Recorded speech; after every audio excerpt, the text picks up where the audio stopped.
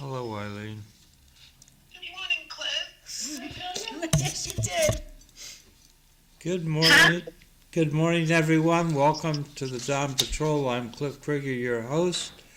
Eileen Delrossi, my co-host, is on the phone. And we have Regina Faticanti with us, who works in the sheriff's office and is a college professor. Good morning. Which is your Good morning, part-time Regina. job? My part-time job is college professor, yes. Oh, okay. So, and later today we're hoping to have Galvin. So, the national debt clock's about 38.875 trillion. Always upward. Low today at 26. It is a little chilly. High 41. Cloudy later in the day. Today in 1839, Harvard College is named after clergyman John Harvard. That was pretty quick considering the Pilgrims landed in, I'm sorry, not 1639. The Pilgrims landed in 1620, and the colony was established in 1830. So, pretty good on those. Is Eileen coming in tonight? Are you coming in today, Eileen? I don't think so, not today, because I have to be I have to be parked for an 8 a.m. virtual appointment. So I'm going to try to get to my work by 8 a.m. to do the appointment. Okay. So I don't think it makes sense for me to come in for like a few minutes by the time Anthony gets on the bus. I agree with you. So, back in 1848, the German revolutions of 1848 and 1849 begin in Vienna.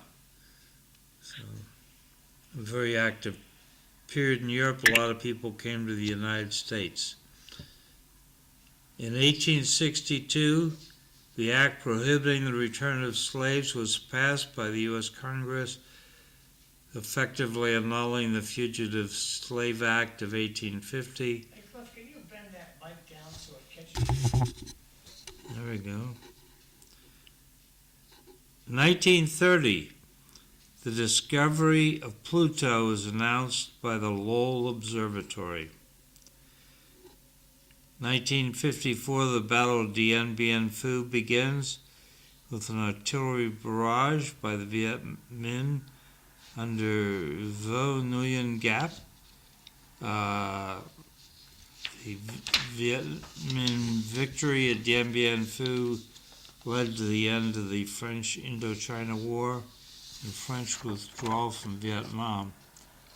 There is a good book, it's kind of old now, by Bernard Fall called Hell in a Very Small Place, if anybody ever wanted to read about Dien Bien Phu.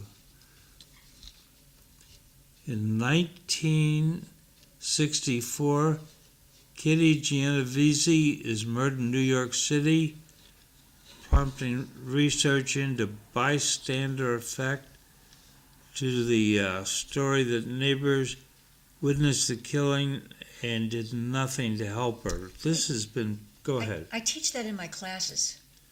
So Kitty Genovese was Okay, being kids, microphones are not magic. Kitty Genovese was being murdered. You have to be close to it, not just see it. Kitty Genovese was being murdered outside her apartment building, Yeah. and her neighbors heard, and no one called the police because everybody thought someone else was calling the police. And no one took the personal responsibility to actually pick up the phone and do it themselves. So I actually teach that in my class. It's called Well, to a degree, don't you think people don't want to get involved? Oh, absolutely, Caller John. ID, you call 911, you can't hang up on them. Do you know that when you call 911? Yes. You can't hang up. Oh, I know. I do that. I Okay, know that they because- lock your phone Yep. up. Now, they know exactly who you are, Yep. your phone number, Yes. and often your exact location. Yes. They don't tell you they know all this stuff. So the So, other night at dinner, I want to get involved with this? I don't think so. one of the people accidentally dialed 911 And then she looked at her phone and said, oh, I accidentally dialed 911. And her phone was locked, and they called right back. Now, the place was noisy, and they said, you know, ma'am, you just dialed 911. And she said, yes, I did. I did it by mistake. And I'm at XYZ restaurant, and they knew exactly where she was. And they talked to her for a little bit. I'm not in any danger. And then they unlocked her phone. So you're right. But this is 1964. There is no 911, and there is no caller ID. So you would think that some good Samaritan would have made a phone call, and no one did. Okay, Regina, I'm going to ask you another simple question. Ask me. What's the address here? McDonough Funeral Home. I do not No, know. it's Highland not. Ave. You're right. I do not know. You're wrong. Well, it's not the funeral home. It's next door. Oh, that's And right. It's not Highland Avenue. Okay. So the first thing 911 asks you is, what is the location of your emergency? First thing they ask you. Right. You don't know. Cliff? You're right. What's the- 26. Okay. Cliff knows the address because I ask a lot of people this. That say, oh, just call 911. Well, what's the address here? First thing they ask. Amazing. Back over to you, Cliff. Okay. 1993, the 1993 storm of the century affects the eastern United States, dropping feet of snow in many areas. That was before I got here, so I don't remember that. And I don't remember that either. I remember the storm of 85. I don't remember 1993. Eileen? I was born in 80. So I actually I think my friends from the military were here then, and they've always been assigned in warmer climates, and they were shocked. Yes, I remember it now, because they were freaked out. They thought they were going to die and the world was going to come to an end. And I said, listen, in 8 hours, you're going to be able to order pizza or Chinese, and it'll be delivered to the base. Do not worry about it. Do not worry about it. Everything's going to be okay. And it was. You're right. Cliff, you're being asked, does Cliff know missing Air Force Major General Neil Miscastland? He's supposedly very high up in the Pentagon with lots of classified information. He's been missing for 2 weeks. That No. came out yesterday. You don't know that? No. Understood. Thank you. Hmm. Actually, he was in charge of the wing that took care of all the UFO parts. That was Okay. his job. Why don't you forward that one to me? In 2020, President Donald Trump declares COVID-19 pandemic to be a national emergency. Yeah. That probably was a bad thing.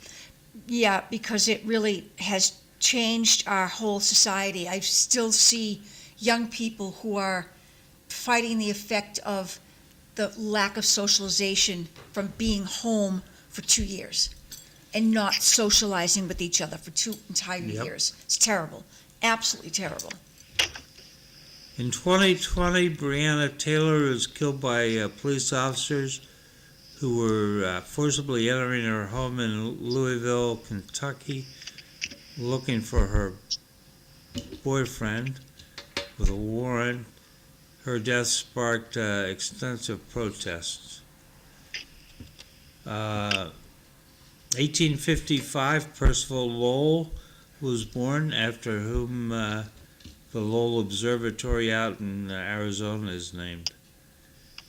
1910, Sammy Kaye was born. Oh, no.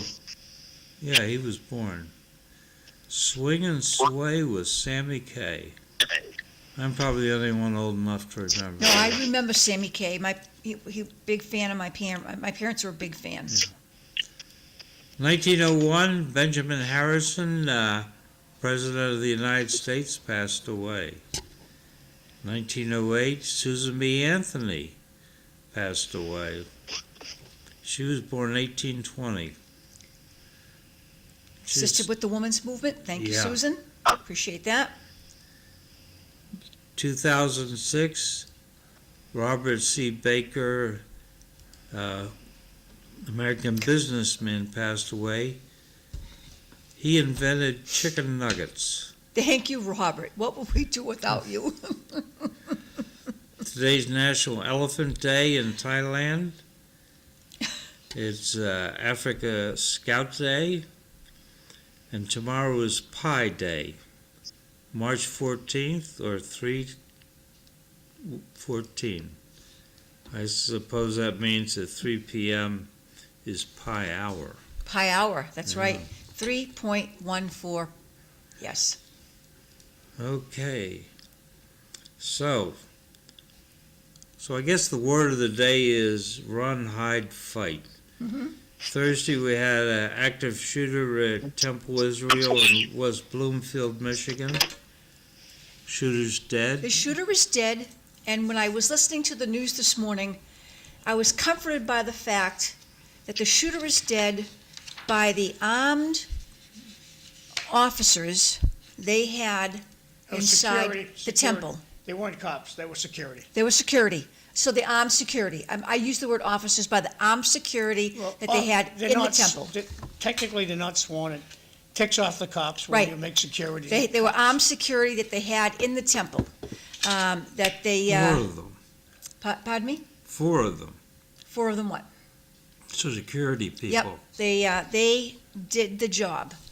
So I'm very pleased before this individual could do any more harm. Yes.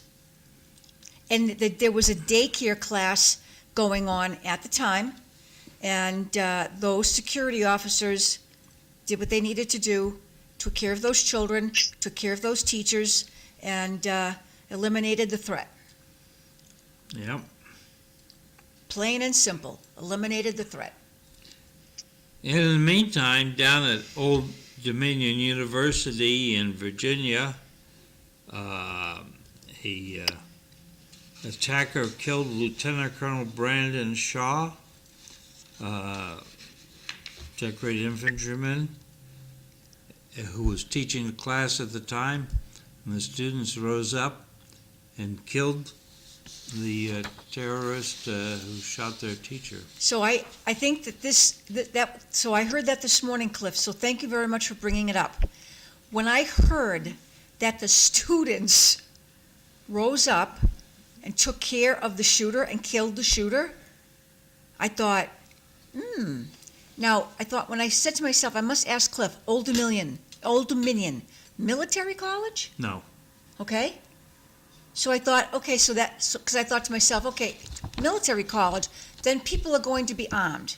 So explain to me Old Dominion, is it, I thought. Like UMass Lowell. Oh, okay, so for some reason I thought to myself, maybe it's a military school, so people are going to be armed. No. But those students, they rose up and they took care of that. They took care of that shooter, I went to a military college. okay? We weren't armed. We had rifles, but we had no ammunition. I was going to say with no bullets in them, right? Yeah. Okay. We had them for marching purposes. Okay.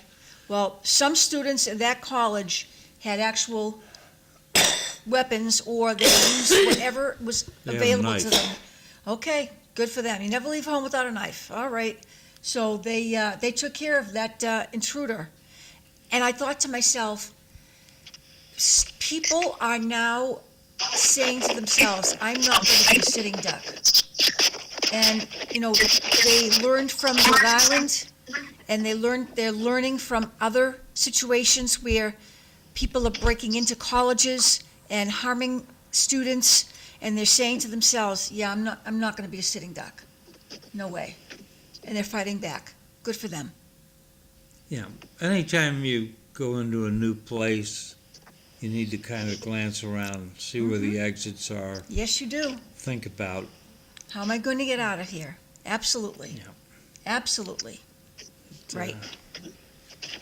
So, Wednesday we had a news report that the FBI warned law enforcement agencies last month of the possibility that Tehran might try to retaliate for the U.S. attacks on Iran by launching surprise drone attacks in California.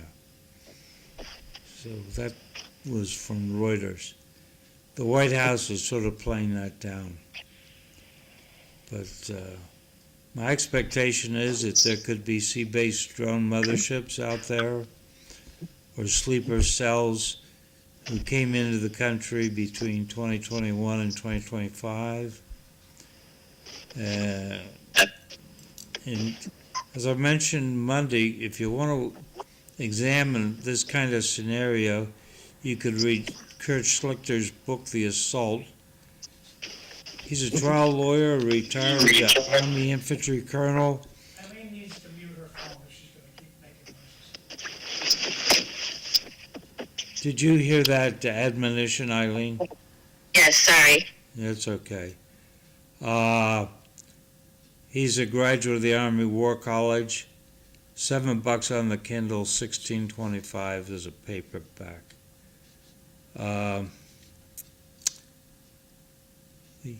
People keep using the word strike, and because I'm old and spent too much time in NATO, I don't like the word strike, I like the word attack, because in NATO parlance, strike is nuclear weapons, attack is conventional weapons.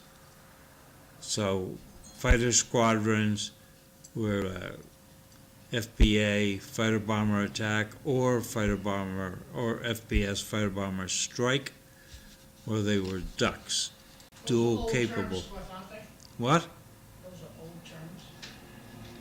I think they're still current in Europe, in the NATO. So, I understand. like, for instance, the Italians' F-104s were FPS, fighter bomber strike. They did nuke alert and that kind of thing.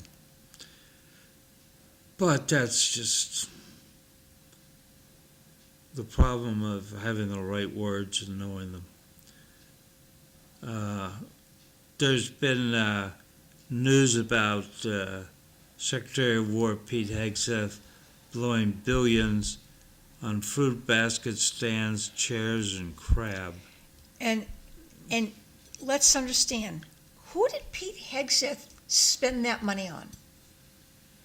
Service members. Yeah. He bought our military men and women steak and lobster and crabs. And I'm okay with that. I am completely okay with the fact that the Secretary of War, Pete Hegseth, spent my tax dollars to buy the military who protect me and everybody else a piece of steak and a crab leg. I'm okay with that. And a fresh piece of fruit.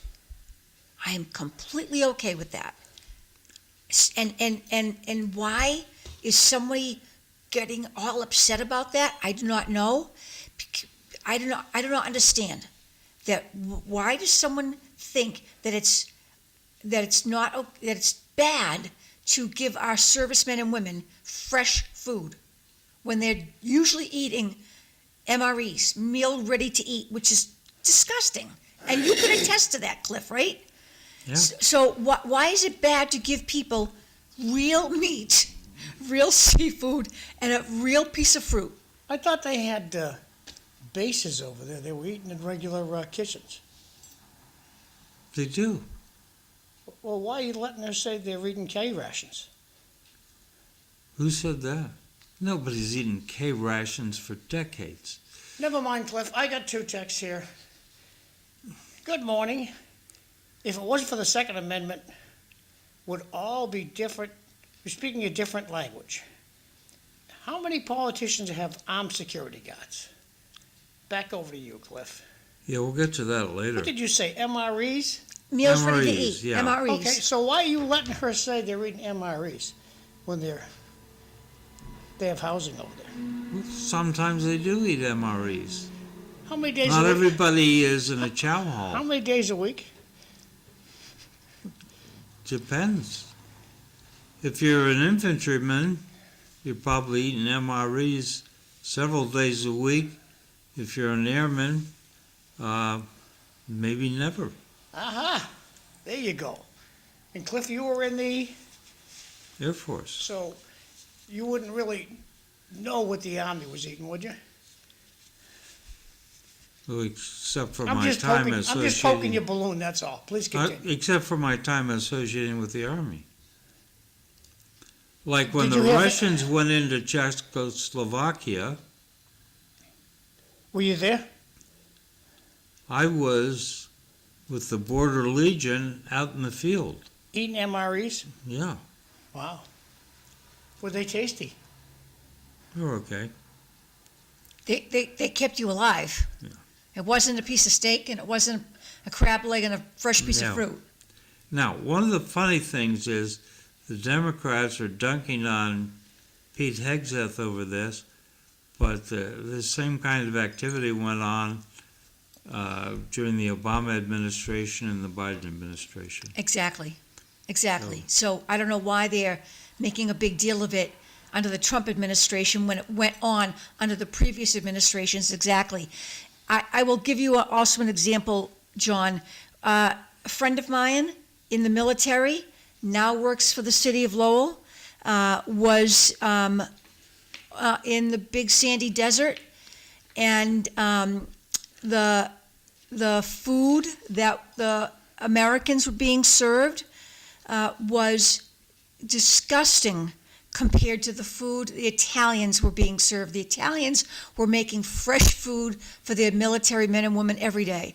And the Italian cooks and the Italian servicemen and women would invite the Americans to eat with them all the time because they knew that the American food was subpar compared to what the Italians were eating. Kind of like the food in the schools. Okay, yeah, two more texts.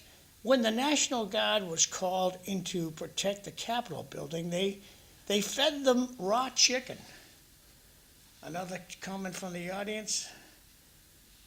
For the trillions that the American Mafia waste each year, they complain about treating the troops to a special meal. The American Mafia are on the insufferable bunch of clowns. That's from Bart. Back to you, Cliff. So Governor Gavin Newsom tweeted out, quote, Hegseth blowing $93 billion of taxpayer dollars in 1 month, unquote.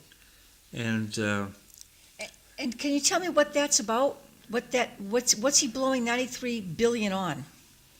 Probably bombs. Okay, then I don't consider that blowing. Jet fuel. I don't consider that blowing money on. Well, that's what war costs. It costs money. Yes, exactly. except it was the last month of the fiscal year. So he may have been blowing it on furniture for barracks for the troops. I'm okay with that Because too. I can remember one year I was in the Philippines because of time zone issues. We hit the end of the fiscal year. The Air Force had a little money left over to spend, and the wing commander got the money and spent it to upgrade the dorms for the airmen. Great, because it's at Yeah. that point in time, and anybody who's ever worked for the government knows this: use it or lose it. Use it or lose it. Right, and so you have a little pool of money. You ask all your superiors or your supervisors, hey, what do you need? Make a list. And then the list comes back. Okay, airmen need new cots, airmen need new, all right, write it up, and request it to be bought. And then next thing you know, airmen have new beds. I'm okay. Regina, when you were a little girl and your mother would send you to the store to buy a loaf of bread, did she tell you to keep the change? No, To buy whatever you want with the change? no, but my mother wasn't the government. What happened to the change? I gave it back to her. So when we have an excess money in government, why don't we give it back to the taxpayer?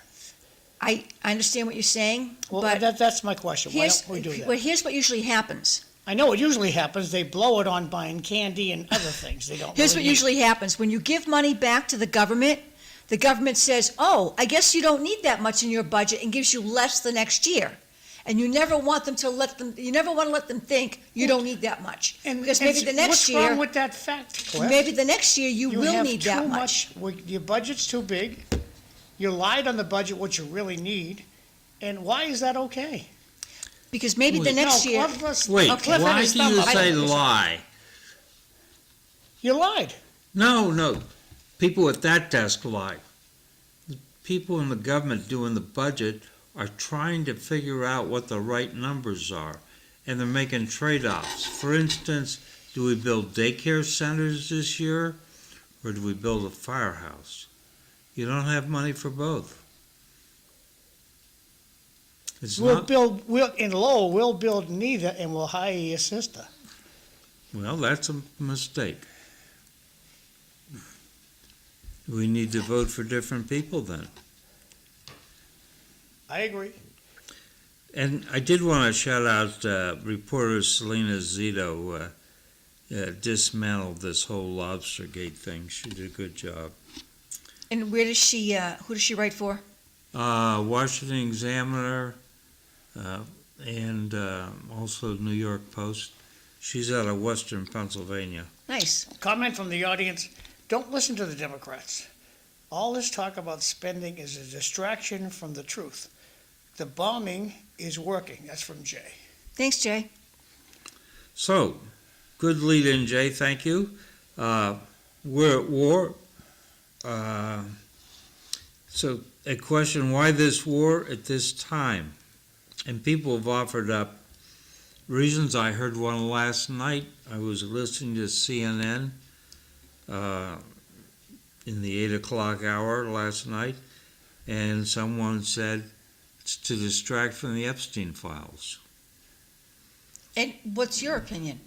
Well, there's another opinion out there that he's following the dictates of Benjamin Netanyahu. Okay. He likes to be the big shot and center of attention. That's President Trump. Yeah, Okay. or he has some secret way of profiting from this. But I think that's all rubbish. Okay. I What do you think think? he wants to end the 47 years of war, hot and cold, between us and Iran. I would agree. And what's been amazing is watching the Persians in LA take to the streets and have peaceful protest. Now, let me ask you, what's your thought about the Iranian women's soccer team? I got my fingers crossed for the ones that went back. Me too, because I don't think they're going to survive it. Do you? No. No. I think the minute they got off that plane, they were brought to a secret location, and they're never going to be seen again. And the ones who asked for an asylum when they were in Australia, they will have their life won't be easy, but they are going to live. Yeah. The ones that went back to Iran, I don't think they're Maybe going to not. survive. I don't think they're going to survive. I agree with you. I don't think so. So you think that President Trump has said, I'm tired of the 47-year war, let's get it over with, and so let's help Israel make it final, Yes. okay? And I think that the continued advancement of nuclear refining by Iran as Trump has stopped that, but still they've got enough material for 11 bombs. So we know we've taken out a supreme leader, and his son is now in power. There are two different statements being uttered. One is that he's in a coma. The other is that, nope, he's just fine. He is ruling, and he is taking charge. What do you think? I think he was injured, but I don't think he's in a coma. Okay. I think he's probably doing okay. The question is, does he have what it takes to lead? Now, he's in with the IRGC, the Iranian Revolutionary Guard Corps, who I think are running Iran right now. They're the ones that went out and killed thousands of protesters.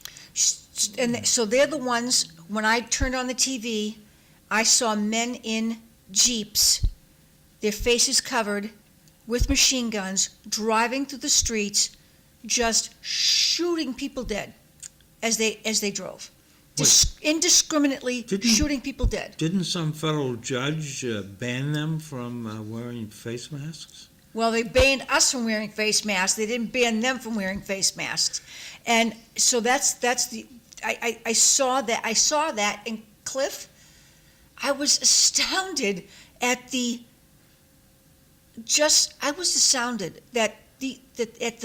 carelessness of the hate that one group of people had against their own people.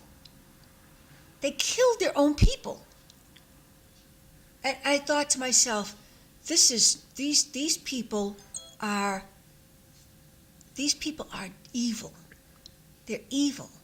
They're the devil. They're killing their own people they're slaughtering them in the street. And that's who we want to take over Iran. We cannot let that happen. Because if they will kill their own people, they will kill us.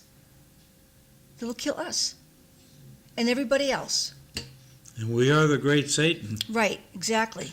So we can't allow the son, who is, I've heard, is more conservative than the father, to take power. Is that correct? I think that's correct. Okay. I wouldn't have used the word conservative, but Okay, what would you use? radical. Okay. But the thing is, we talk about the political spectrum, the left, the right, but really it's kind of a circle. There's the people in the center, and the circle comes around, and in the back, and you get your communists and your Nazis, and they all come together as Okay. autocrats. All right. And conservatism and liberalism are on the sides there, Okay. in my mind. Okay. So let me ask you a question. Do you see Dennis, boots be on the right ground? there. Thank you. Do I see what? Boots on the ground? Regina, can you go and let Dennis in? Yes. Thank you. Do you All right, I'm going to try and stall around, and I'll answer that question when you get back. Okay. So, Eileen, what are your thoughts at this point? I don't know. I'm sorry. I've been kind of doing things this morning, so I haven't really been following along. What are we talking about? The war with Iran. Oh, gas prices are going up. There's a lot of negatives to this. Never mind the fact that they may start attacking the United States. Yeah. But if we did nothing and they launched a couple of nuclear weapons at Israel, don't you think gas prices would have gone up also? Yes. I got 3 comments from the audience. Go ahead. Maybe Mrs. Obama should get off her podcast and help out the Iranian soccer women's team. Remember Save Our Girls? Interesting comment. 93 billion is a little pool of money in our government. That's from DW. And the last one is, does Cliff think we should bomb Cuba next? Does he agree with Lindsey, the lunatic Graham? I don't think we should bomb Cuba. I think Cuba is doing itself in.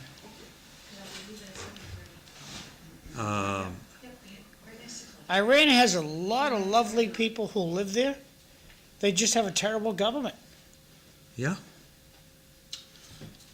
And the only Hey, thing that's going to Dennis, fix how are that, How are you, Cliff? How you doing? Good. hatred gets you nowhere. And that the Middle East is loaded with hatred. The Yeah. world's loaded with hatred. Good morning, Dennis. Good morning, John. How are you? I am wonderful. This is Widen the shot here. Dennis Galvin, Major, State Police, retired, and the head of MAPLE, which stands for, The Massachusetts Association for Professional Law Enforcement. yeah. So we'll be talking about law enforcement here for a while, but we're finishing up The Middle East. about Iran. I don't think this war either ends, we cut a deal, we put boots on the ground and occupy the place, or we say, "Oh, that was a mistake," and we back off. And I'm hoping that we're putting enough pressure on, and that the civilian population of Iran puts enough pressure on that we get a deal. Doesn't have to be a great deal, but we've got to get rid of this great Satan rhetoric and the means of making nuclear weapons. So, Cliff, if the Iranians bombed Belvedere and killed everybody you knew and loved and burnt your house down, blew up your bank, Pleasant guy. how loving would you be towards the Iranians? oh, not as loving as I am today. So, what are we doing to Iran with our bombs right now? Blowing up neighborhoods? No. Blowing up their banks? No. And yes, we are. Just to add in, Bloomberg News reported that today, just now as I was coming in here. Dennis, just drag the mic closer to you. Yep, that President Trump has basically stated that preventing and eliminating the threat of nuclear bombs in Iran overrides the concern about the oil at this time. I just want to let you, that was reported this morning. He made a very firm statement about that, so I'm just passing it on. Yep. John, they have not been bombing neighborhoods. Okay. They've been bombing, or trying to bomb military targets. Well, it was reported that the guy who drove through the synagogue yesterday in, I think it was Illinois. No, Michigan. Okay. Thank you for the correction. Cliff lives to correct people. Yes. He loves that. Absolutely. It's a hobby. They had killed a lot of his family in Iraq. We had bombed them to death. That was his takeaway from what we were doing over there. So maybe they were just living on an air base or something, according to you. In Iraq. That's So what I he- meant. That's what I meant. Yeah, that's where we're having the war now, yeah. So he's litigating the last war, not the current one. Okay. Because the only Cliff, damage. when you bomb a country, it isn't like we give them a Hershey bar and they're happy about it. They're pissed off for the rest of their life that we killed their mother, their brother, their kid. But there are rules of engagement, things you, at least in the U.S. Air Force, things you may and may not do. And when things happen in war and they blow up Mansour Street, killing everybody you know and love, you don't even have a street there anymore. How soon are you going to forget that? Never. That's my Heck, point. I haven't forgotten bombing Cambodia. And issues of, are we too close to the village or are we far enough away? I had a Ford air controller, I was leading a flight of 2 and he wanted to put us in on a bridge.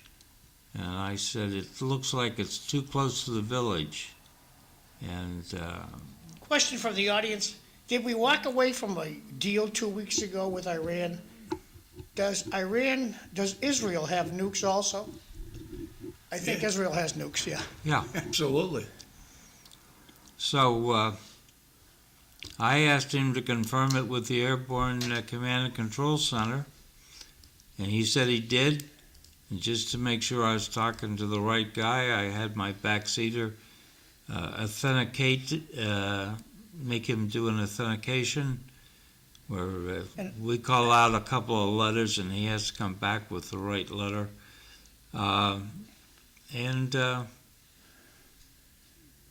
So we went in, we bombed the bridge. We missed it. So a day or two later, So I'm you heading missed the bridge. Where'd the bombs go? Right in the dumpster? into the riverbed. Okay. Did anybody live along the riverbed? Don't know. Okay. They weren't living after that.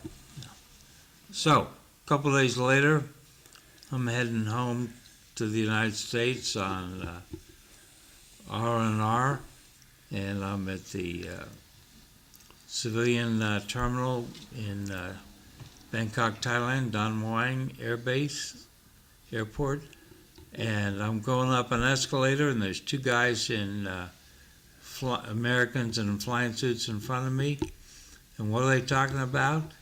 They're talking about some dumb fact that put a flight in on a bridge that he shouldn't have.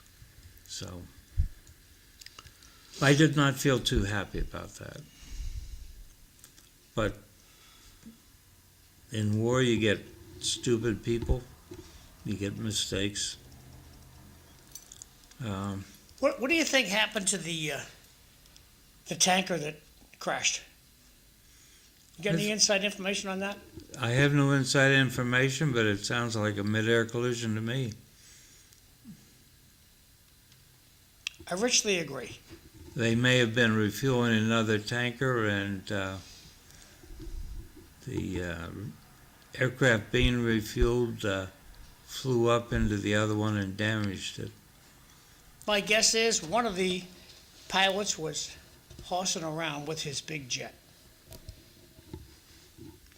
Yeah, He went into an air zone he shouldn't have went into just to be funny. yeah, I've never seen anything like that. So, yeah, it'll be interesting to see what we get on that. The Democrats are making a lot of noise, but they didn't get a war powers resolution passed in either house. So, this is Women's History Month. Yes, it is. So, and of course, Susan B. Anthony passing away, she was important in women's history in the United States. I gave my students an assignment to research some women in history who've done some amazing things and to write about what they have contributed to the success of our society. They got to do a 2-page paper on it during the coming weeks. Yeah. There are some women out there. You could pick Eleanor Roosevelt. Right. I mean, there's so many. Go find one that's amazing. Ask your parents. Name one, find one that's amazing, and tell me about her. The Tuskegee Airmen, the first black aviators in the Army, that was Eleanor Roosevelt made that happen. I did not know that, Cliff. Okay. So, Mrs. Roosevelt. yes. I didn't hear Mrs. All right. It's a big point. She did make it happen. So, has anybody ever heard the term groyper? No.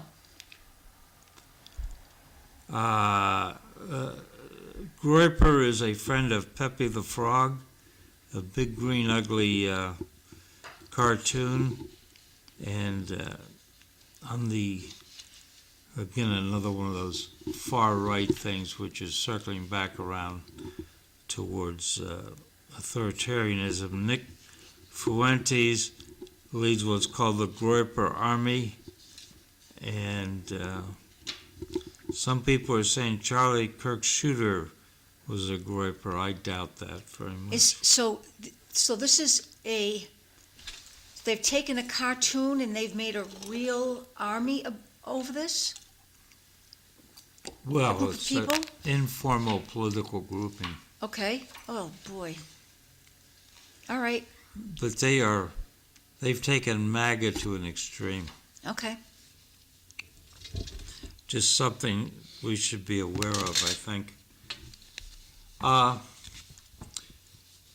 saw where Alexander Vindman, who is famous for trying to get Donald Trump in trouble, his first impeachment, is running for the U.S. Senate as a Democrat in Florida. So I'm not, he's an Army veteran, served in the National Security Council in 2019. And he, along with his brother Eugene, who's a lawyer in the National Security Council. I don't think Alexander Vindman has much of a chance of winning in Florida, but he's out there. Do you say he's a Democrat? Yeah. Yeah, Florida's a little conservative.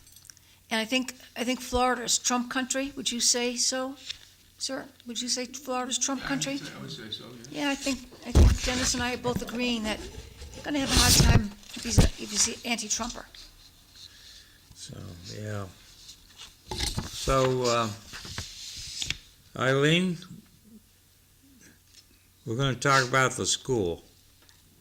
I'd like for Cliff to bring up your vocabulary, for John to bring up your vocabulary first before we talk about school, if you don't mind, John. It's up on the screen now. So Eileen just sent this to me on Facebook, and everybody's batteries are dying this morning. So Cliff, there's new batteries over there. Dead ahead. I see him. Okay. Dennis needs two. And so Eileen, go ahead. Maybe she can't see the screen. Eileen, we can't see it. Can you read it? And you can't see it? Well, it starts with today's run, hide, fight, griper, and lateral arabesque that you sent me last week.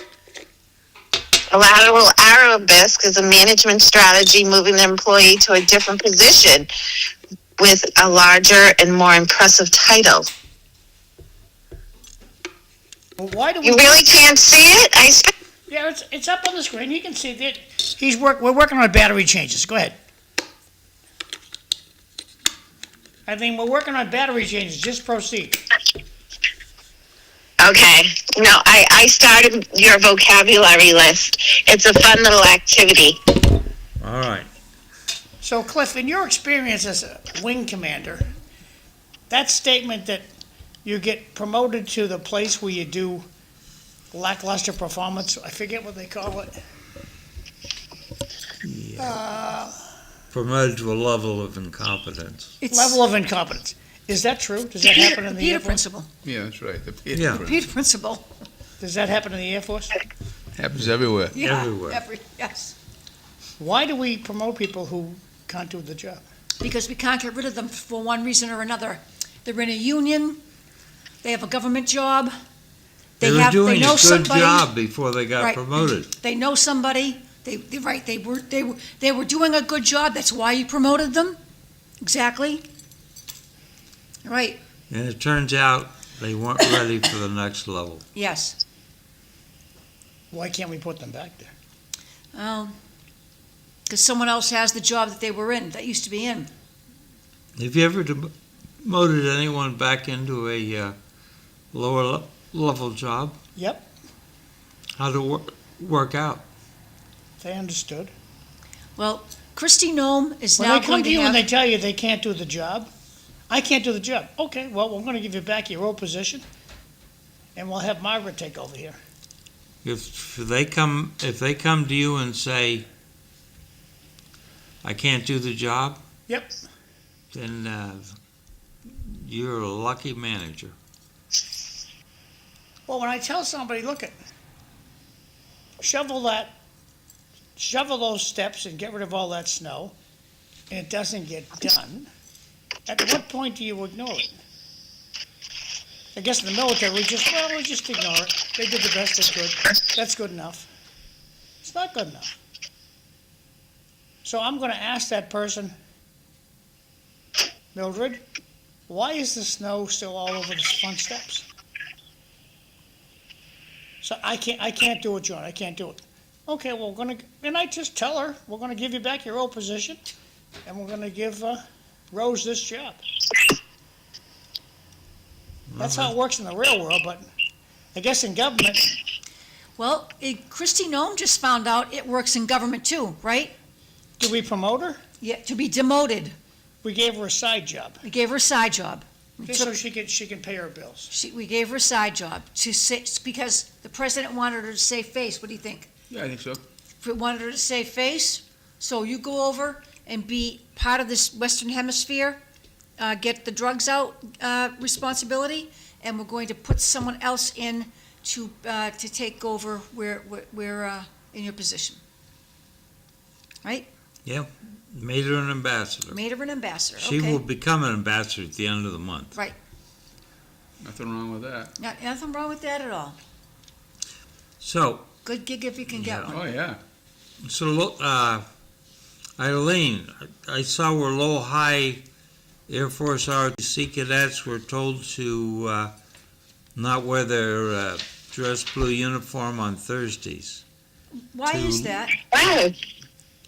because they're trying to lower the profile in this time of tenseness. No, that's crazy. Will you speak English, Cliff? That's always been a tradition Yeah. for anybody who is proud enough to wear that uniform and to do the things that they do. When I'm driving to work, Eileen, I see a lot of kids wearing their uniform. When I'm driving home, I see them proudly wearing that uniform, on Merrimack Street, Bridge Street, and I think to myself, oh, I am so proud of that. We have one of the largest ROTCs in the country, not just Massachusetts, in the country. We have one of the most award-winning ROTCs in the country. And for our superintendent to deny those young people the right to wear that uniform, and if he might be embarrassed, but those young people are not embarrassed, shame on him. Well, it's not embarrassment. It's a case of, well, they draw the wrong kind of attention, and we end up with something like happened at Old Dominion University.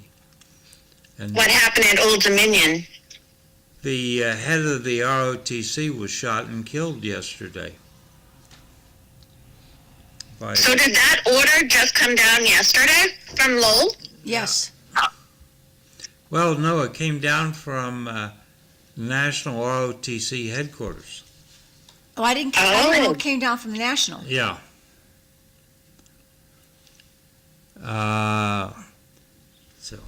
Yeah, John, what did I say that was confusing? Turn the page, Cliff. All right. So, You have a whole vocabulary that can be confusing at times. John, I sent you another version of that. I don't know if it would be easier to open on Messenger. It's on the screen now, Eileen. Okay, there are some good ones in there. not Gripper, Groyper, G-O-Y. See, ER. the first thing Cliff's gonna do is corrections. No, not the first thing. Yeah, that's what you just did. Administrative bloodletting? Okay. I like to poke his balloon. Okay. Oh, all right. Can we talk about Trooper Quigley? That's administrative bloodletting. Well, I thought, because I need to check, I thought maybe we'd talk about Trooper Quigley in the next, Okay, in the next hour. Hour. Sure. We got 4 minutes.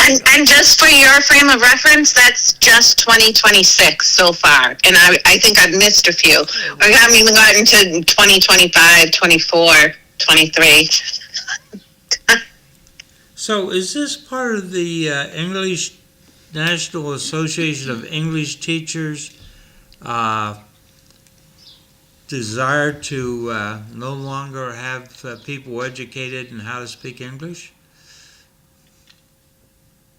Well, I don't know what that Let's means. sidetrack I don't enough. think so. I obviously didn't spell griper right. So maybe it was just me listening to you and adding it quickly. Yeah. I did not confirm it. I did not confirm the word. I just sounded it out phonetically. But at least I used a good strategy, and that's what all English teachers want their kids to do, is use a good strategy. Okay.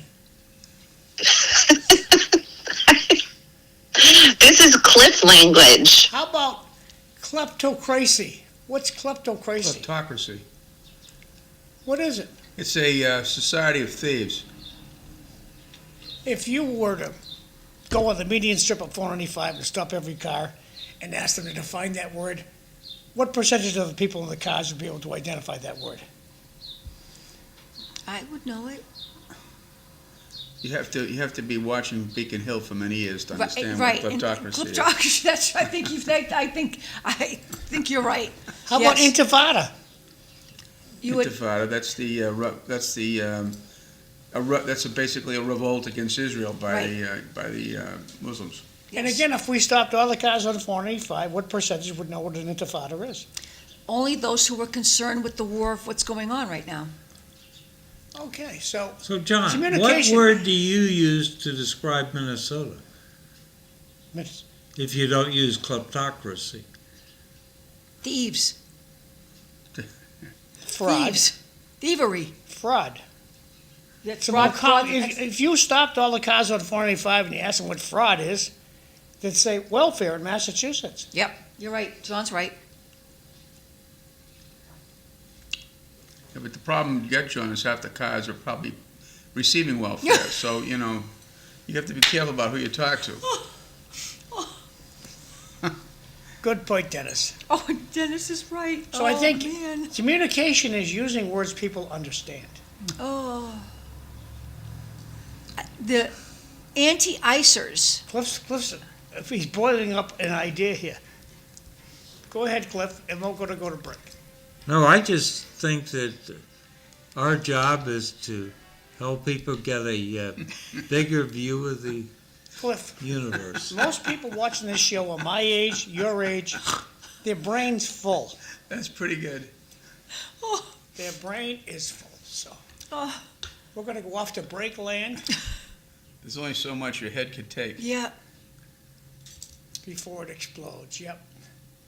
Okay, shut your mics off.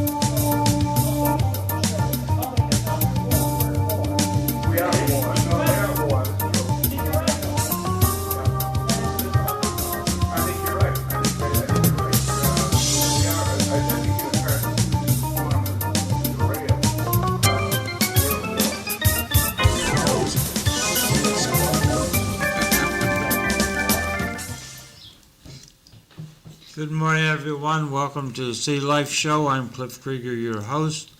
Eileen Delrossi, my co-host, is on the phone. Say hello, Eileen. Hello, Eileen. Good morning, Regina. Good morning, Dennis. Good morning, Cliff. Good morning, Eileen. Tom.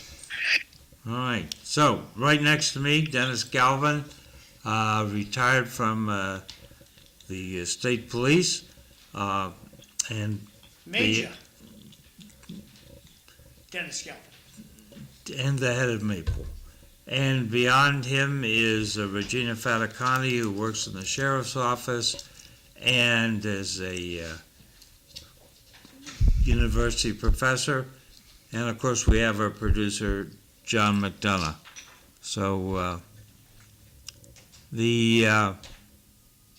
one of the issues that's come up has been a state trooper who was working in the Middlesex DA's office, Trooper Quigley, who was involved in a accident allegation of DWI.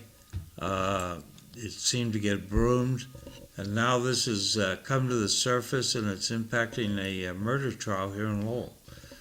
Yes.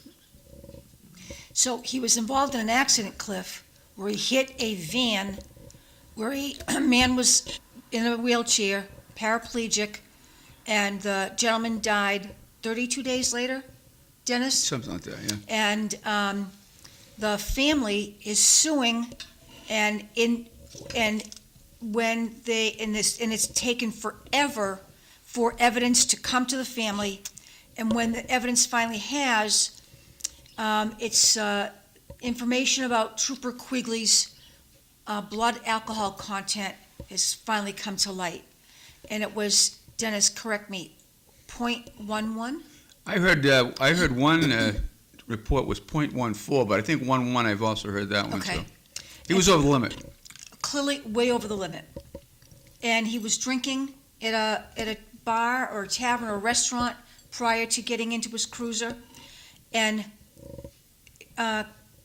Trooper Quigley was the main investigator, this main trooper investigator in the fan murder trial that took place in Lowell, Massachusetts. It hasn't actually taken place yet, has it? I think Well, it's pending, right? It's pending. ongoing. Yeah. But the case took place in Lowell. Yeah. So tell me now why that would be important. Why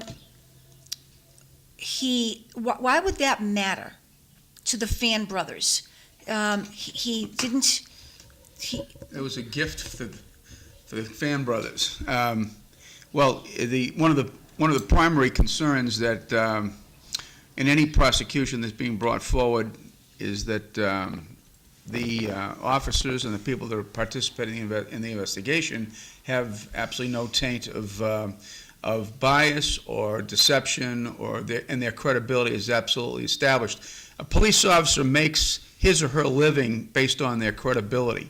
If they lose their credibility, it's the same thing as they used to say, like losing your virginity, you don't get it back again, you know? Yes.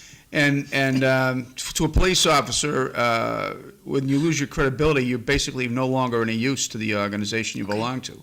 So when you see a situation like this happen, what happens here is there's a challenge being made to the credibility of not just the trooper, but to the Middlesex DA's office. Mm-hmm. Okay, Marion Ryan's credibility is now on the line, Yes. which is a new rub in this one. Yes. Right? And so as a result of that, if they're able to present to the judge the fact that a particular investigator in a case was involved in a long pattern of deception, of cover-ups and things like that, then the judge can make a ruling in the case that that there's an issue with the credibility of the witness, and that will ultimately undermine the prosecution in the case. So what could the judge do? Could the judge say Quigley's testimony is out, or could the judge say to the jurors, you can take into account that his testimony in this case is tainted? What could the judge do? I'm not sure, but those are certainly, I would think, among the ranges of things that they would be allowed to do. I think what would happen is I think that the defense attorney would like to present the when obviously Detective Quigley's going to have to get up and testify. Mm-hmm. So when he gets up and testifies, he presents his case. When cross-examination comes along, the defense attorney now has the right to be able to attack not just the case, but the credibility of the witness. Okay. So he'll be able to outline for everybody the entire length of issues that are now starting to develop with this individual, and the jury will say, well, wait a minute, yeah, we can't trust this, or they can, or whatever. But it's not a good thing for the prosecution, let me just tell you that. Okay. And it's not a good thing, again, it's not a good thing for the state police, and it's certainly not a good thing for the Middlesex District Attorney's Office. Okay. So could the judge say Detective Quigley's character is so tainted that I'm going to throw out his investigation in this case? Could that happen? I'm not sure. I really can't answer. I think the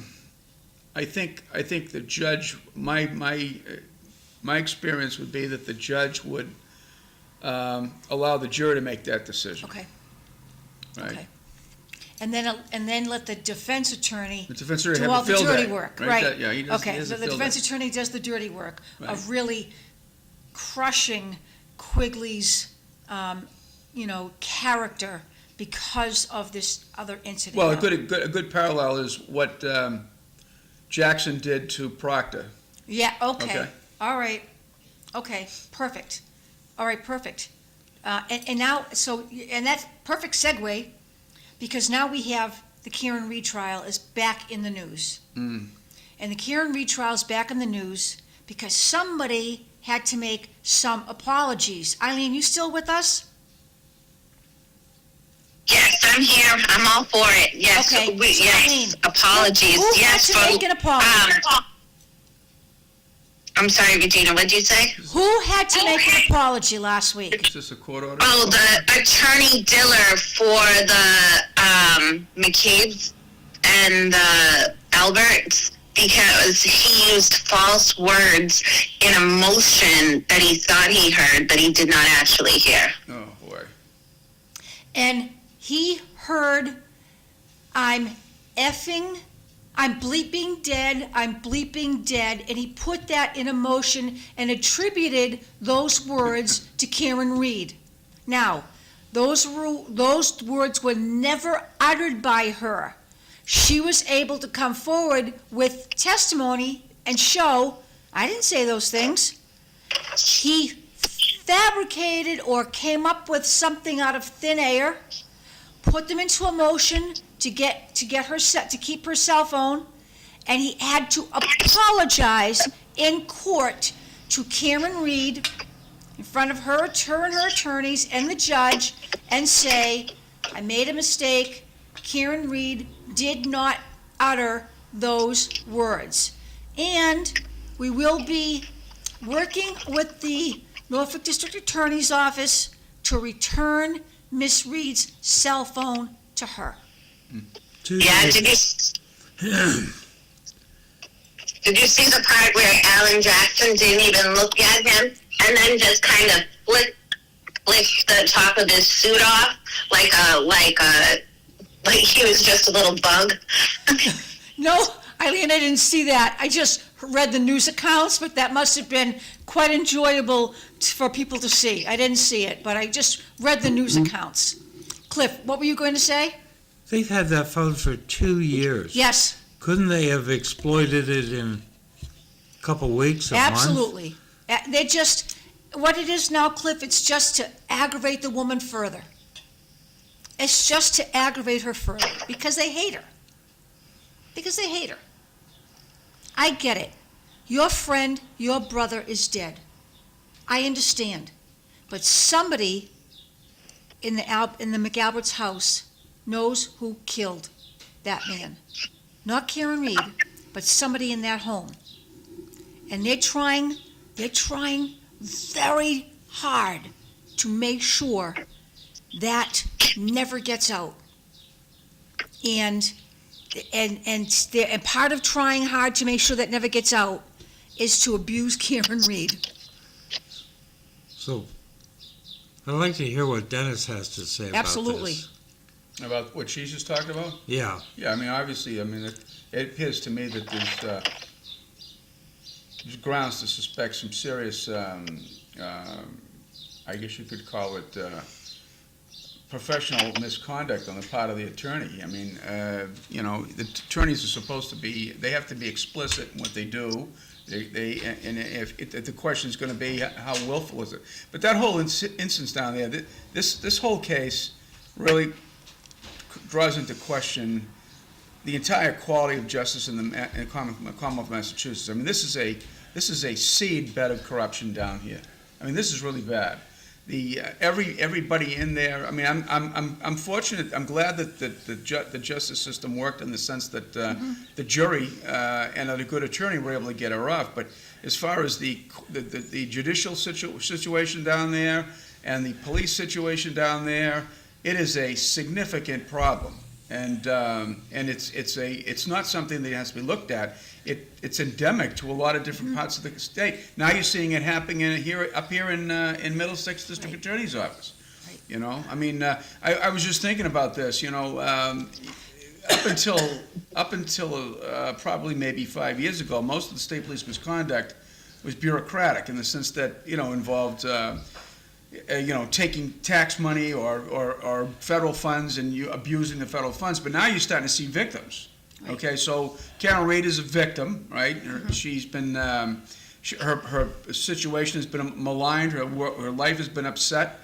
Now you have Enrique Delgado, the trainee. He's a victim, right? So tell people what happened to Enrique Delgado. Well, Enrique Delgado was killed during a training program at the academy.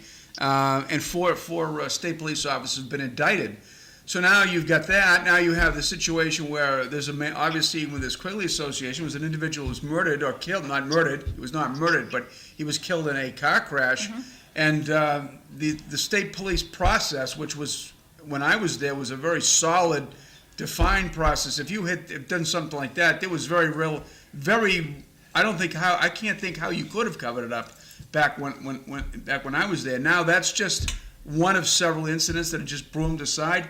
I mean, and now you've got the situation where you have a possibility where you have a serious murder case that now is in jeopardy of being tossed out or lost because the police cannot muster the credibility to go into court and be able to defend their position. Right. This is a significant disaster for the Commonwealth of Massachusetts. This is endemic of a Commonwealth that really doesn't have law anymore. So, and now on top of this, you're dealing in a situation where you have now an international crisis that is now operated. There are numerous persons of undocumented background floating around this Commonwealth. Nobody knows who they are. Are our police agencies capable of being able to respond to any situation that could happen in the immediate future associated with this? And I'm not so sure that's the case. So this is a very serious situation. This is not a happy time for Massachusetts or for the United States. And I think anybody that thinks that they're not in peril their head's not on straight. So going back, because I want to touch on that in a minute, but going back to what Delgado died in a train accident. So there was a lieutenant colonel who was supposed to be investigating this, and she let it fall through the crack? No, it was investigated by a private, well, not a private, but a independent counsel appointed by the Attorney General, and they came back with the indictments on the four officers. Oh, okay. So we got a new colonel in from New Jersey to run the state police. Is he doing okay? Well, the question I have now is, I have no cause to doubt his sincerity or his professionalism. I think I mentioned this to you before when he was first appointed. Under the way that he was appointed, he's appointed at the discretion of the governor. And so that means that he's subject to the political winds. And I just wonder if he's over his head at this point. Dennis, was he hired with any kind of goals? Or did he say, okay? Well, they weren't disclosed, that's for sure. I think he was disclosed. I think he stated, and he's made statements, and I think he's legitimately attempting to try to institute accountability and professionalism back in the state police. But one man can't do that. It's so badly deteriorated that they'll be just using whoever comes in as the next sacrificial lamb when there's a problem, as to get rid of him. So I think he's in a precarious position, to be quite frank with you. And I have not seen a systemic effort on the part of the agency to begin to address with the critical problems that are really causing what you're seeing. And, I don't think there's a political will on Beacon Hill to deal with it. So, Dennis, is the solution to close the state police department and start new? What's the there's solution? people that are talking about that. And one of the things that can happen, I just identified a series of victims. Now, if there's a pattern that emerges, this makes it open for a intervention by the Justice Department. And, a police agency whose practices are consistently violating the constitutional liberties of people, things like maligning them in court, making false arrests, killing people. Those all go into violations of the Fourth Amendment, and certainly the United States Attorney should be taking notice of this. Dennis, I have a question, and I think it was brought up on this show earlier this week, or I heard it somewhere else. But what is the rule, and why is it that town police, when there's a homicide, have to call the state police to come in and investigate? I think that's under state law. Mm-hmm. I think that's covered under state law. It has to do with the authority of the district attorney, and also has to do with the medical examiner's office and all that. So, But it also prevents the local police from killing off their population. Well, I suppose, in a very cynical way, I would imagine that has some merit. But all I know is that it's. I don't think I would not be distracted by the law. I would be distracted by the performance. And performance is the single most critical incident going on here. The laws work if you have the people in place that will allow them or are committed to making them work, right? Right now, you have people that are lawless operating here, all right? There is no law. And when there's no law, it doesn't matter what you put on the books. You got to change the regime, or you're going to be heading for serious trouble. And the governor doesn't feel as if that timing is right, does she? Well, that's her problem. She's going to have to deal with that. But I think this is a big problem in her lap. I think this is the number one, from a point of view of her responsibility to provide security and ensure justice in this Commonwealth. Right now, the Massachusetts State Police is the number one problem on her plate. And if she doesn't recognize that, she's not attuned to her job. I agree. So, going back a little bit, I've been assured we are not a sanctuary state, although we sort of walk like a sanctuary state and quack like a sanctuary state. But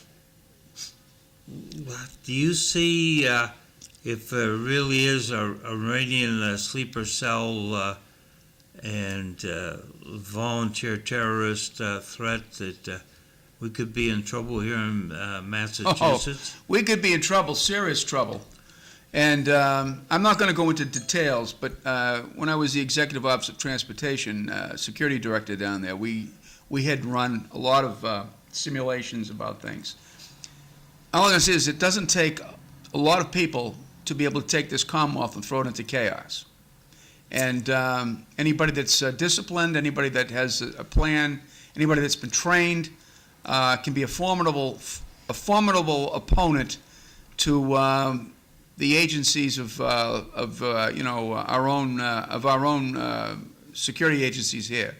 And I did have the opportunity to actually watch not associate with, but I had exposure to some of the approaches that were taken by Israeli security in Israel, and they deal with constant threats, And they have evolved as an agency internally very, very remarkably. I mean, some people would be shocked at what they do, but it's a result of an adjustment to things. We are not even close to that. I mean, just the ability to share intelligence from one place to another, to work in a coordinated manner from one agency to another. I think there's some serious concerns about that. Excuse me, Regina, are you leaving at 7:30?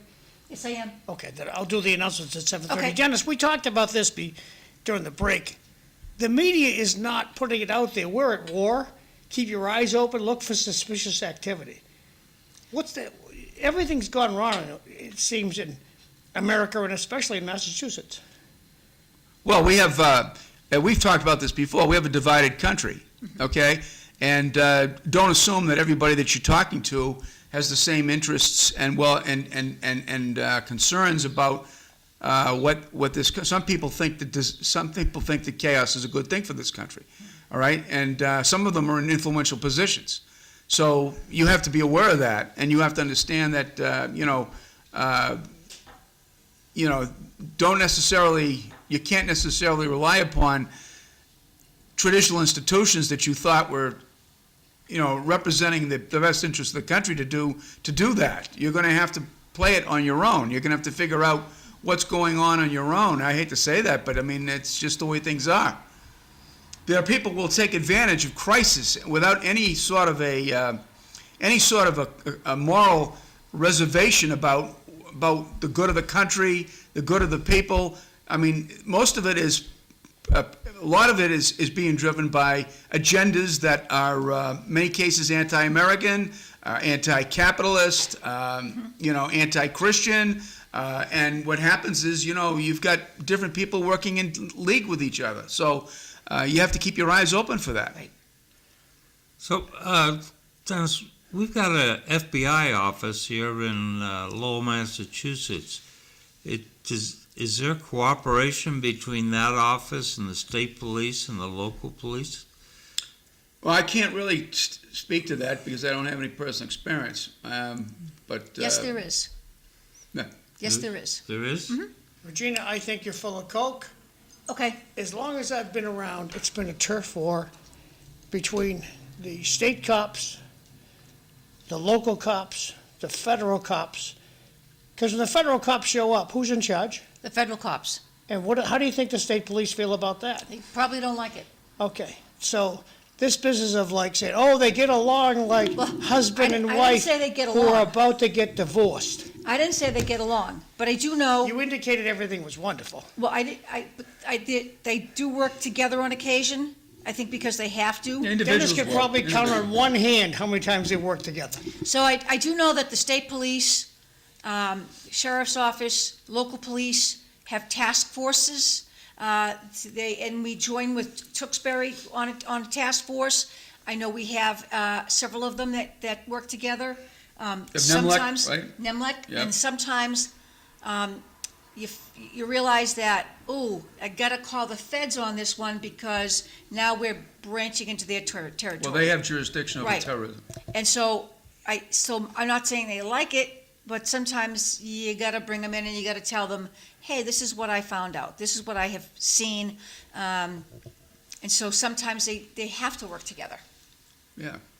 I mean, there's a legal Right. responsibility. Right, exactly. So, Eileen, you teach in Westford?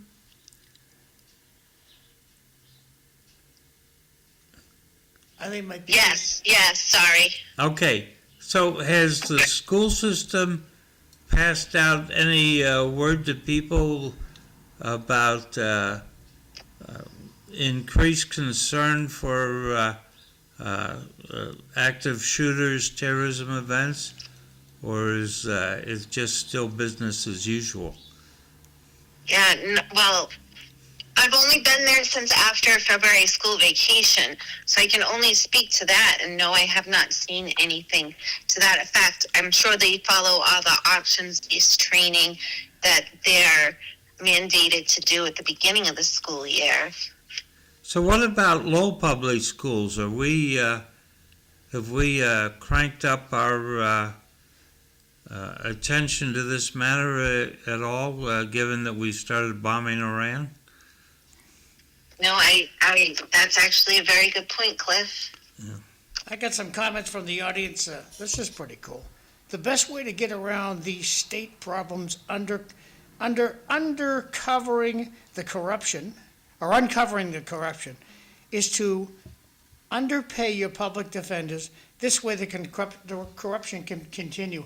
I never thought of that angle. Good angle. Well, because Massachusetts is still underpaying their public defenders. New Hampshire is paying their public defenders far more than Massachusetts is. Shame on Maura Healey.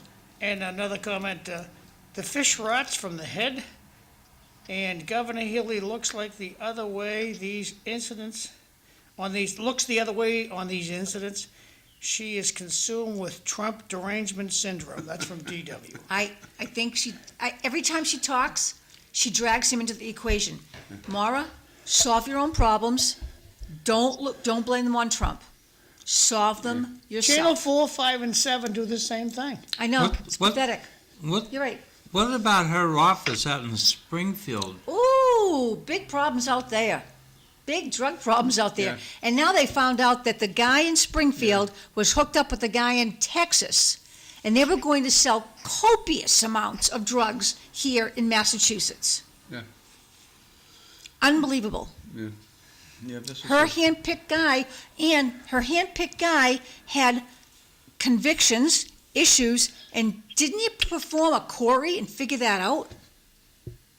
Didn't you do a background check on this guy before he came to work with us? Before he was your Springfield, your representative in Springfield, didn't you perform a background check? He might have pulled out his race card. And some people have said that. Well, if that's the case, then there's a serious problem, and there's institutional problems here, systemic problems. If you can't check credibility, you can't check integrity. I don't care what color you are, what race you are, what gender you are.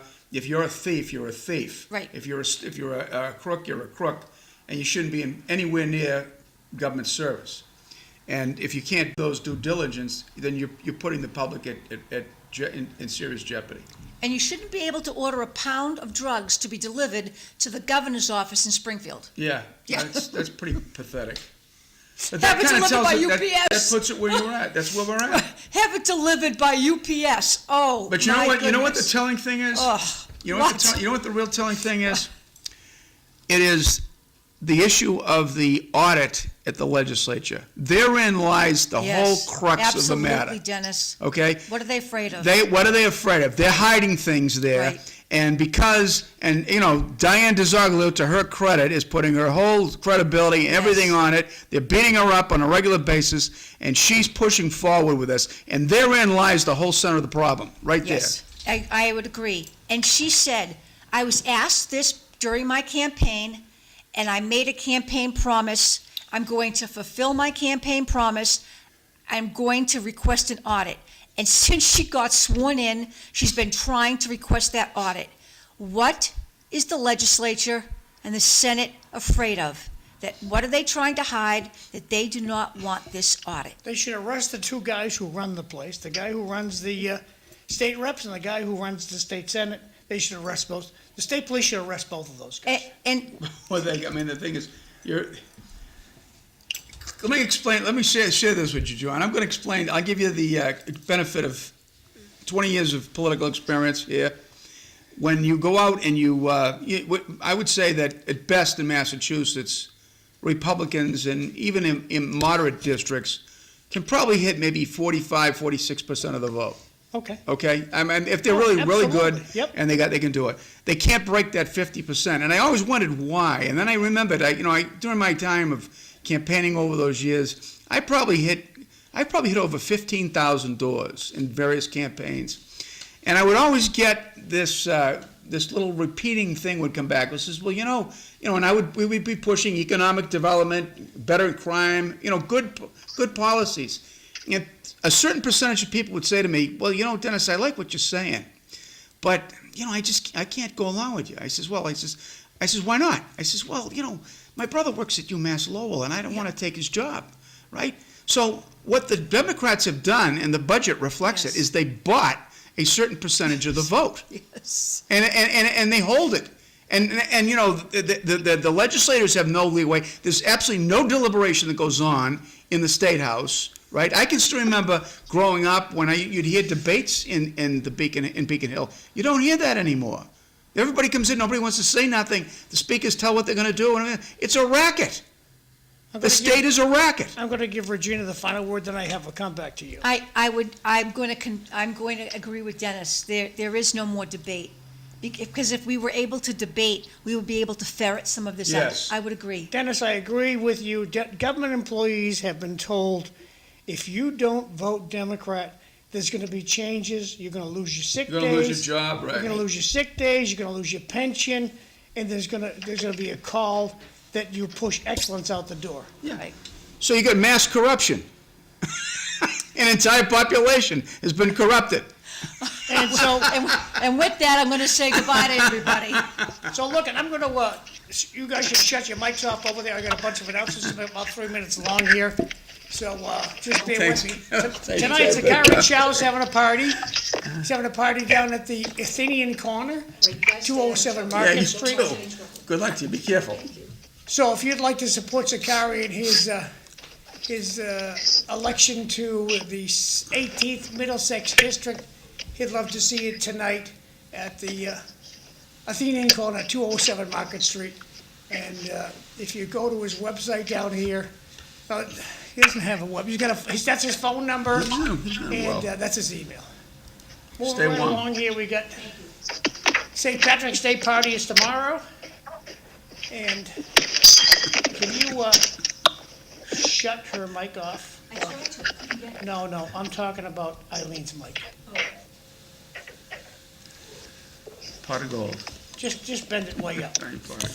There you go, beautiful, okay. St. Patrick's Day party is tomorrow morning at 9 o'clock at the Lindsay's, $50 a ticket. The Bridge Club is the recipient of this, these donations, and it's a fundraiser for them. They're gonna be honoring Jay Lenahan. If you click on this, or take Take your care. camera and zero in on this icon, then you can read and see, bye Regina.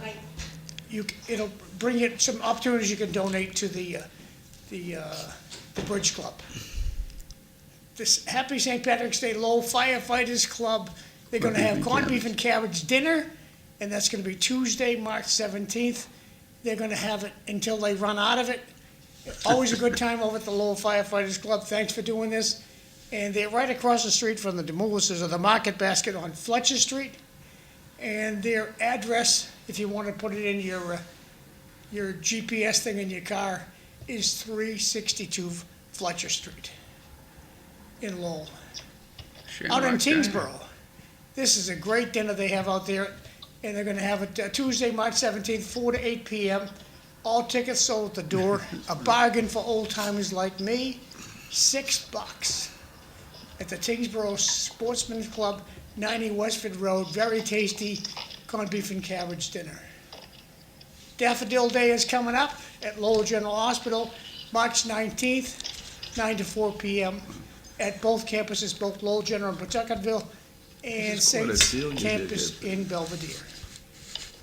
The Tewksbury 9/11 fundraiser is coming up on March 26th at the Wamisit Lanes, 6 to 10 p.m. And they're at 434 Main Street, right across from the JD's Restaurant. Good time to be had by all. If you want for more information, be in touch with Mark Kratman. There's his contact information right here. Absolute auction. I gotta blow this guy up a little bit. The courthouse down the street, the Superior Courthouse, they're gonna auction it off. You gotta get a tour of this building. Really? And they're gonna have tours on March 18th, 12 to 4 p.m. Right over here. and March 24th from 11 to 1 p.m. You can call and ask questions through April 3rd, and the company to call us this, JJ Manning, and their 800 numbers here, and they're actually going to do the auction June 10th. Taste of the Town out in Tewksbury, Wilmington, Tewksbury Chamber of Commerce. Taste of the Town. All the restaurants get together and they have a beautiful buffet out at the Hilton Garden Inn in Tewksbury, 4 Highwood Drive in Tewksbury. A bargain, $30 a ticket. They have a QR code here. You can zero in on this thing here. And again, Mark Kratman, if you want more information, be in touch with Mark Kratman. His phone number's right there. St. Patrick's 43rd Annual Irish Cultural Week. And this is what's happening over the weekend, Saturday and Sunday. There's nothing listed here on Friday, but Saturday and Sunday. So just take your phone out of your pocket, take a picture of this slide. It'll help you understand what's happening. Back over to Cliff. Thank you for your patience. Well, you left out that today is the beginning of Knott's Boysenberry Festival. I bet you if we stopped on 495, stopped all the traffic, and we asked them, what's the Boysenberry Festival? They would be clueless. Well, you don't have to stop the traffic, John. Most of it's stopped all the time out there anyway. You just have to walk out there and start talking to people. Yeah, well, I don't think they know what that is. Cliff, would you tell the audience what Have the you Boysen... ever heard of Knott's Berry Farm? Yes, I have, Cliff. Yeah. Never been there. Is that a jam? No. Isn't that a It's grape an jam? amusement park. Not a grape jam? No, the Berry Farm is an amusement park, Okay, where? What state? California. Ah, You've probably seen Knott's Berry Farm, parts of it in old Western films with trains coming around the corner. I'll bet you we have a whole busload of people watching this show that are going to head out to California to go to that fair. You get a bus. Yeah. So back over to you, Cliff. So, we were talking about a number of issues. Here was something that I thought was interesting, and it's a police kind of issue. In South Carolina, in Hilton Head, they have a new ordinance. If you have a messy car, you could be fined up to $500 or even go to jail.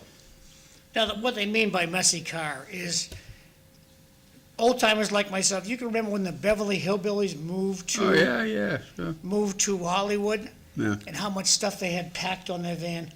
Those are the kind of folks that would get a fine. Wouldn't you say, Dennis? Don't know. I mean, I'm not familiar with it at all, so I don't know exactly what they're doing with it. Yeah, food, drink in your car. No, Like I have a bag of pretzel rods on the passenger seat of my car. Cliff, I've seen your car. People can actually sit in the back seat. I have friends that are pack rats. The back seat's loaded. The passengers' front seat's loaded. And I think those are the culprits that they're after. Well, it's interesting you bring this subject up because car equipment, car conditions is becoming a political issue. New Hampshire, for example, is just, I think they passed a bill, or they're going to pass a bill that ends car inspections. You know how you get your car inspected? You can put an inspection sticker up there? Yep.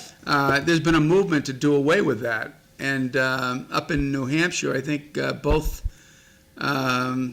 some very extreme libertarians and some I guess you could call them Marxists who basically are upset with the allegations of police intrusion by using equipment to stop and harass people, have successfully moved to be able to pass a law that says no more car inspections. So it's an interesting little development. Obviously, Florida's going the other direction. So, I mean, the politics is in the radical nature of everything is starting to permeate everything, and it's going to make it kind of very, very challenging to get basic business done. I got 3 comments from the audience. Even during a snow emergency, Mara, the Horror Healy, was taking swipes at the orange guy. She looks like Minnie Mouse at a press conference. That's from Bart. Bart continues, good grief. Is there a seat Chow isn't running for? He's starting to look like a career politician looking to fill a seat. And he lost my vote forever. And the last text in this group is, the problem is that 6% of the people who come out to vote believe in the policies of the administration. That's the last text. Back to you, Cliff. So down in Hilton Head, they have a rat infestation problem, and they believe that the rats are starting to migrate to messy cars. So they're $500 fine. That's the Public health. when We I should hold schools accountable for that too. I got a message this week that the Robinson School is infested with rats. Eileen, you're working in Westford now? Yes. Wow, hometown. Well, welcome to town. Oh, that's where you work, Yes, Dennis. yes. I mean, you live. Yep. I love it there. It's like paradise coming from teaching in Lowell and Methuen. Well, that's what we figured. We hope that they remind them that in teacher negotiations. Yes. Oh, I have nothing to say. I'm like, really? Well, welcome You know, to town. it's- Welcome to town. I'm glad to have you in. Thank you. I'm at Abbott Elementary. Okay, good. Good. Yeah, everybody's been so wonderful and kind. It's nice. When did you come into the school system? Right after February school vacation. Oh, wow. Oh, welcome to, that's good. Well, we'll have to get together. I sit on the finance committee. I talk with Dr. Chu on a regular basis, so Okay. we'll have to get together. Yes, maybe you can come in and talk to the kids sometime. We'll see. so Well, I guess they don't need talks about law enforcement in Westford and Lowell and Methuen. That may be applicable. You know, it's a total different mind shift. It really is. And I didn't realize how big the LD tree is in Methuen and the holidays that they celebrate, because one of my son's good friends from Lowell Public Schools, his family celebrates Eid al-Fitr, and it's the beginning of Ramadan. So those kids who celebrate, they don't eat from sun up to sundown. And so his friend Hamim had wanted them to, Lowell Public, to acknowledge that, especially because it's around MCAS time. And I get that Lowell Public has so many different religions and traditions that they would have to do it for everything, but they don't. It got more or less integrated into the curriculum. But once I was doing my calendar from Methuen, I was like, my word, they actually celebrate that holiday here, and they have the day off, March 20th. Interesting. yeah. Interesting. So there is diversity in Westford too, then. Yeah. Oh, quite a bit. Well, Quite a bit. the diversity is mostly of the Indian, Muslim, religions. Yeah. Asian. Yeah, and that's why they are able to celebrate those holidays, because it's kind of mainstreamed into either white or those who celebrate the Muslim holidays. It'll be interesting a year from now for you to tell me off camera who's the smartest group. It's the ones that want to get ahead. That's who's going to be the No, smartest it's a matter group. of you go home, and if you got a grandmother that says, put away That's that right. iPad, No, that's we're correct. doing homework right now. That's correct. And if you don't have a grandmother or a mother that tells you put away that iPad, Yep. you're not going to score well. Yeah, I mean, the whole demographic, John, is different. These parents are, involved in maybe local politics, or they're involved in their teachers, their doctors, their lawyers. They're very educated themselves, so they promote it within the home big time. Well, but a lot of times, time management in some families just does not exist. And you got Mama, who works at Harvard University, wrapped up with that stuff. And you got Daddy, who's a doctor. He's wrapped up with his stuff. And then you're lucky if you have Grandma at home, she's the one that's going to wield the whip with it when it comes to education. But the most amazing part is even these kids are invested in their learning and education, which is so different from anything I've ever experienced in Lowell. Or even if they have a disability, they want to do what they can to be strategic and get through it. Beautiful. Back over to Cliff. Yeah. I don't think it's just parents who are high achievers. There are parents who have settled into the welfare system and they don't see their children as having a need to perform well because... Right. Go ahead, Eileen.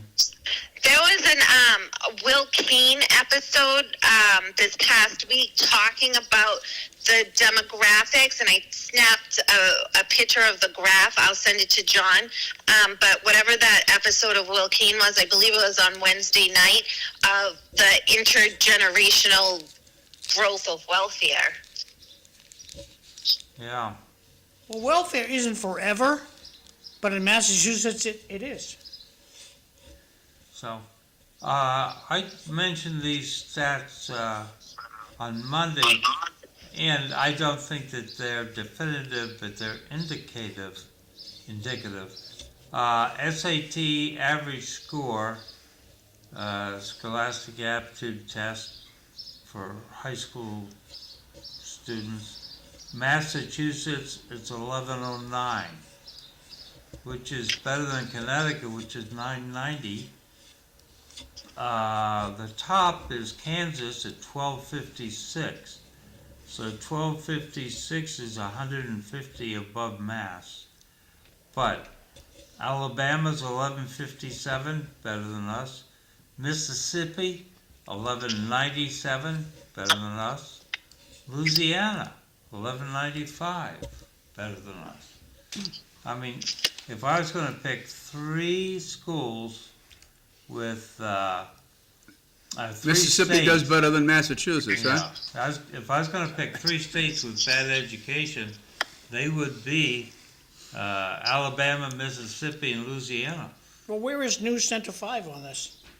I don't know. Looking the other way. I don't watch News Center 5. Dennis, what channel do you watch? I usually watch podcasts. I'll maybe glance at a station once in a while just to get the local news, but I do my own look for news. Channel 25 does a great job with investigations. Yes, they do. I think Ted Daniels does a great job. They should do, but the other TV stations don't want to copy what Channel 25's doing. They just Because they don't want to rock the boat. That's They why. want to just go along to get along. Yeah. Sad. Back to you, Cliff. Okay, so when I think about Massachusetts, I think about the old Soviet Union and their troika form of government. It's a good comparison.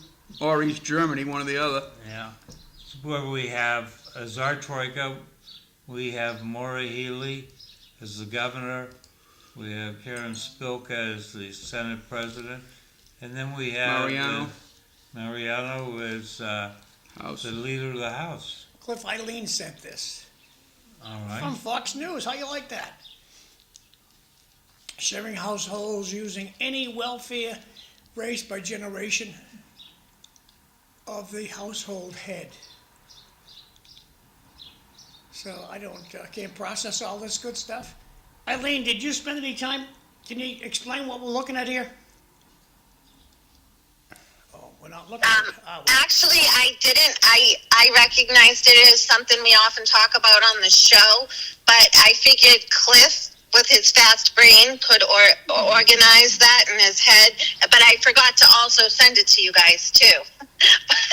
I just sent it to Cliff and you in a text message also. But it's talking about the amount of legal migrants and illegal migrants essentially that are accessing the welfare system over time and legally generational, and I believe it divides it up between demographics.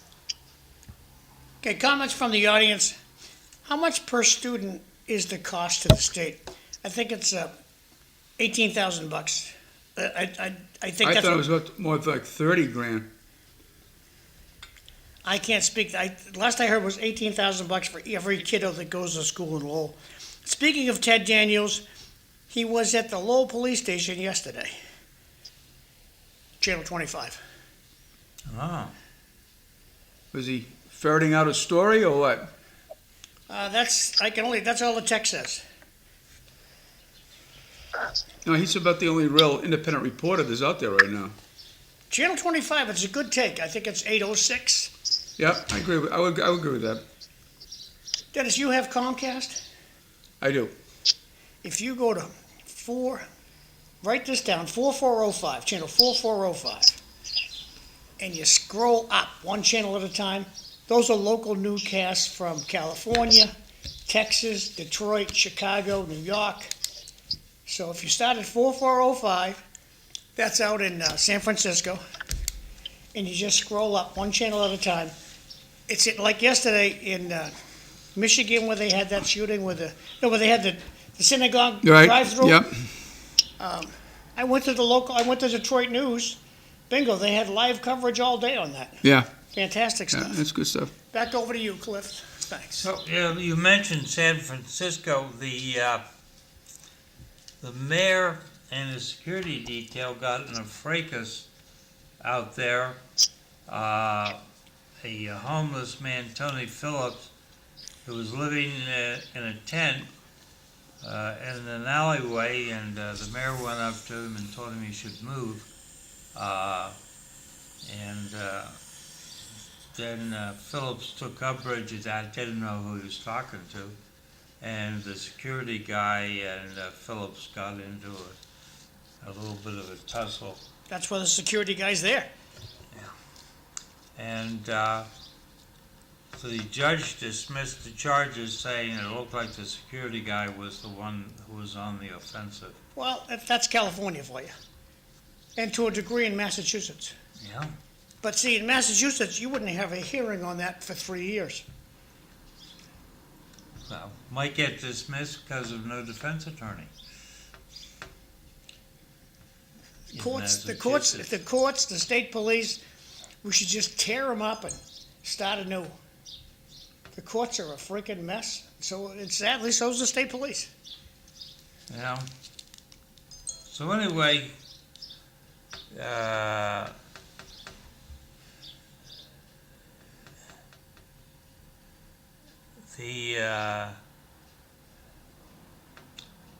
city council voted Tuesday to ban any data centers being built or expanded for the next year.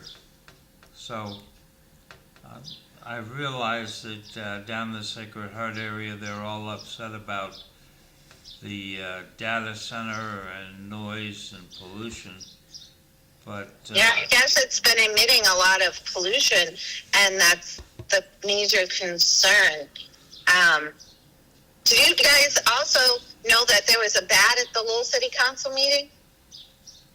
yes, A bat flew in right when Belinda Duran was talking about. I think the bat came out of the attic because there's a hole in the ceiling of the Lowell City Council chamber where the chandelier is.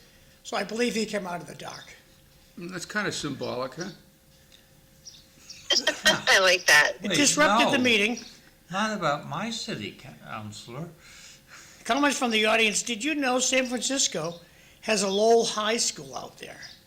No, I did not. And Mr. Galvin, opine on the Savannah Guthrie story. Savannah Guthrie, that's a good one. All I can tell you about the Savannah Guthrie story is that there's a lot of controversy about the fact that this has to do with the Epstein case.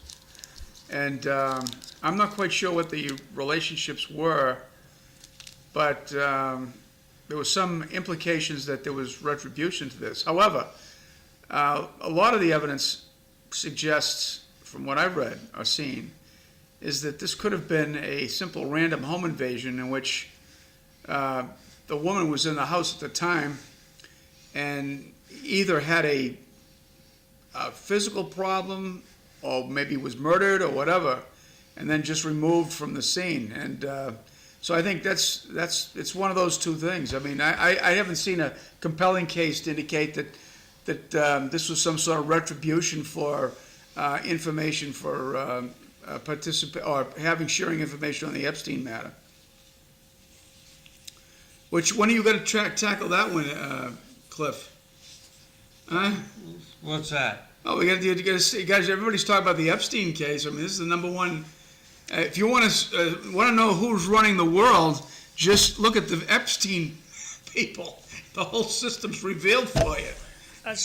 But Dennis, I see that as fog trying to take us away from the corruption in welfare in many states. Well, but see, the corruption of welfare in all these states has its roots in some of this international stuff, and No, it's rooted in government officials not doing their job.